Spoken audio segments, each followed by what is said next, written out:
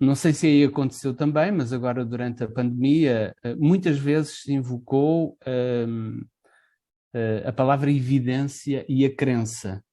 Ou seja, por um lado, quase todos os intervenientes, precisamente em relação se devia avançar ou não com determinadas medidas, se invocava algo que está muito na moda, no sentido de haver ou não evidência para isso, em particular evidência científica.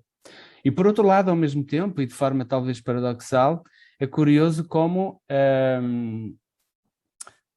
se dizia devemos acreditar na ciência.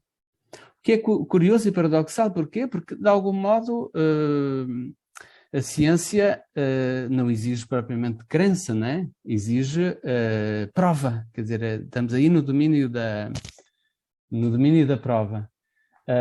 E então é como se houvesse aqui qualquer coisa da ordem de uma espécie de dimensão religiosa no modo de colocar as questões.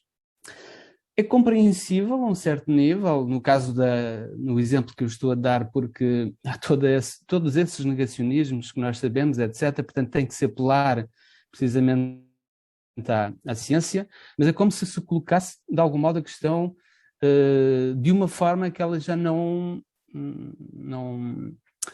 é correta, eventualmente. Ou seja, não se trata propriamente dessa dimensão religiosa, dessa dimensão inclusive, aí o Luís estava a falar mais na dimensão política, mas nós pensamos na família, precisamente ela deixou de ter quase essa sacralidade, essa evidência, algo em que não se mexe e para sofrer todas essas metamorfoses, essas alterações, e portanto eu acredito que há aqui uma dimensão de nostalgia, não é?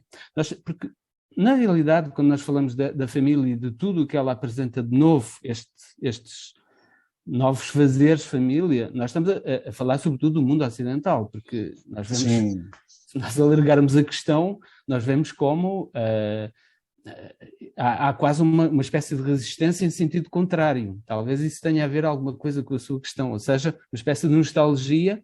Quando nós vemos perder, quando nós vemos que algo se perdeu, nós temos essa nostalgia, uma espécie de restauro, ou até de fundamentalismo, em alguns casos, para recuperar qualquer coisa que de facto já não existe mais, da mesma forma.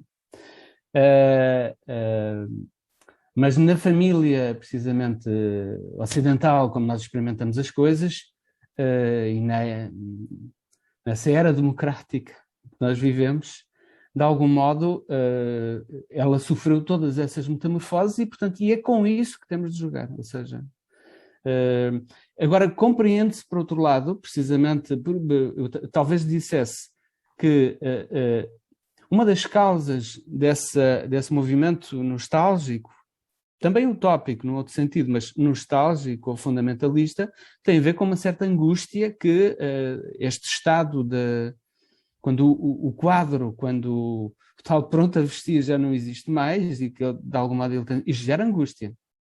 E é engraçado, eu há pouco falava, por exemplo, do tempo do Freud, quer dizer, o sujeito freudiano, a um certo nível, já não é mais o nosso, precisamente porque o sujeito freudiano é aquele que fala daquilo que está recalcado e, portanto, já está lá em fratura, mas ainda não veio à fala, vem à fala. É como se, de algum modo, no nosso caso, houvesse algo da ordem de uma evidência, fratura,